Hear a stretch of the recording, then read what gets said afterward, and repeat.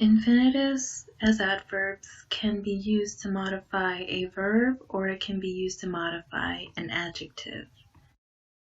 So when infinitives are used to modify verbs, we can remember that these infinitives can usually change position in the sentences.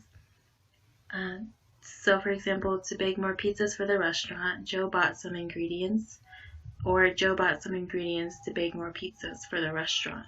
You notice that these infinitives are in different places, however, when diagramming, they will be exactly the same.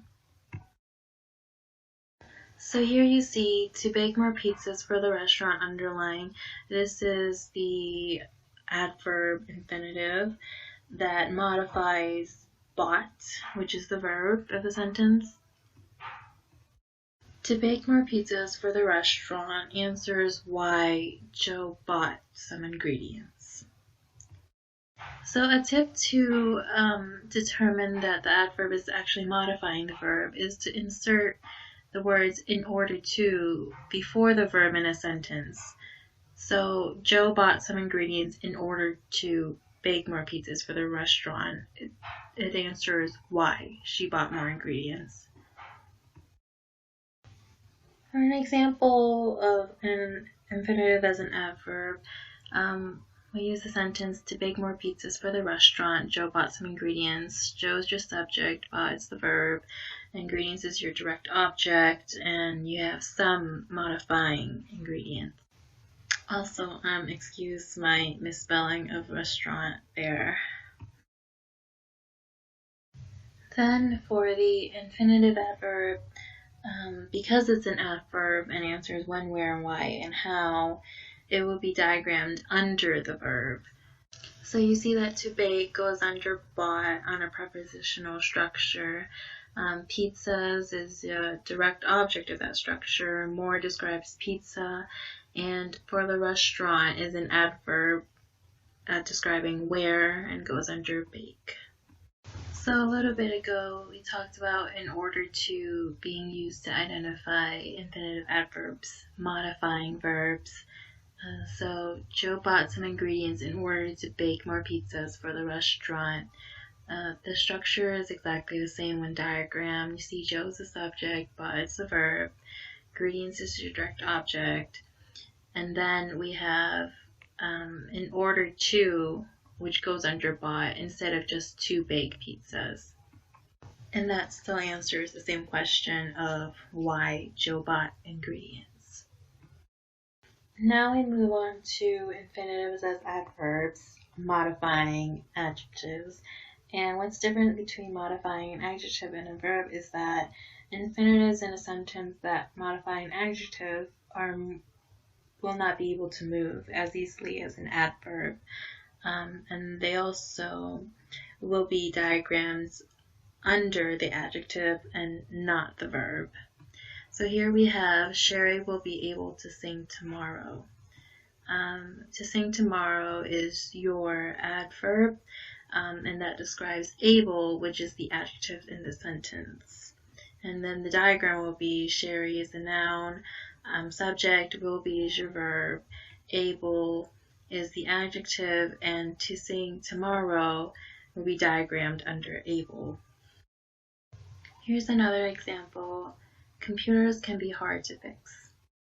So to fix is the adverb infinitive modifying hard, which is the adjective of the sentence.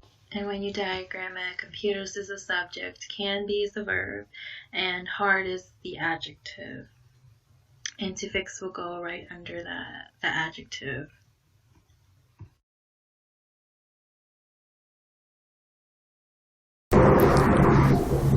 In the example, to become wealthy is not the primary objective in life. To become wealthy is the subject of the sentence. The infinitive is diagrammed in the same structure as a prepositional phrase on a pedestal in the subject location of the diagram.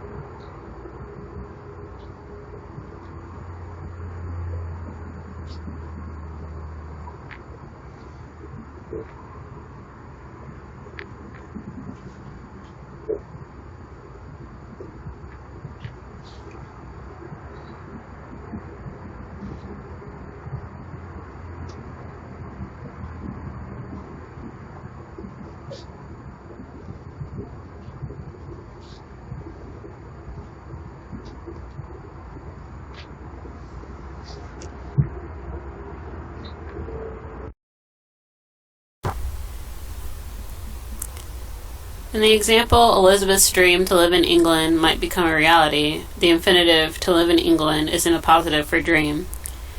Because to live in England is used as a noun, the infinitive is diagrammed in a prepositional phrase structure on a pedestal next to dream.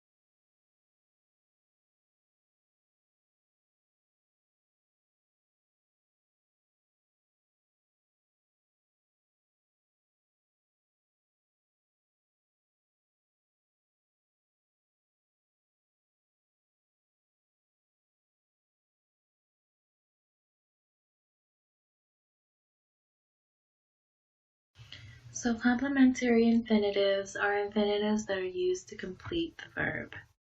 And when it comes to identifying complementary infinitives, there are a few tests that you can run to see the distinction between the usual infinitive and a complementary infinitive.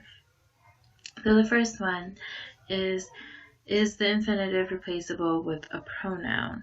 We can use the example from the book, Sally tried to sprint to third base.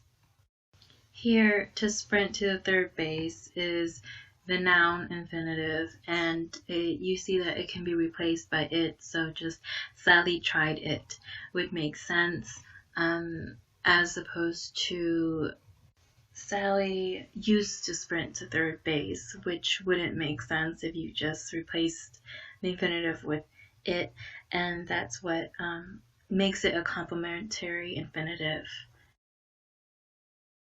The second test is, can you move the infinitive or insert an order to before it? You can also ask, does it follow or modify an adjective? And the third one is, does it follow or modify a noun? So basically, if the answer was no to the last three questions, that it cannot be an infinitive used as a noun, adjective, or an adverb, then it would be a complementary infinitive. We can also remember that complementary infinitives usually form idiomatic expressions. So the first example is, the festival is going to start in a few hours. Is going to start is the infinitive. And you see that it doesn't serve either as a noun, adjective, or an adverb, but that with going to plus a verb, which is start, equals the future tense of the sentence. And you also notice is going to complements the verb start, hence the complementary infinitive. So the diagram, festival is the subject, is going to start is the verb, and the modifies festival. And then in a few hours, an adverb, so it would go under the infinitive verb. Another example here is, the festival used to begin in the morning. Used to is the complementary infinitive, with begin being the main verb of a sentence. And the used to plus the verb, which is begin, gives you a repetitive past action to the sentence. And with the diagram, festival is the subject, used to begin is the verb, and in the morning is the adverb describing when.